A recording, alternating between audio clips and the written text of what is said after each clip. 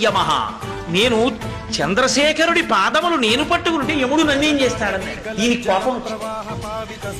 నేనేం చేయలేను, నిన్ను పాశం వేశాడు. ఆయన శివలింగం పట్టుకున్నాడు. ఆ పాశం వేయడంలో శివలింగానికి ఆయనకి కూడా పడింది.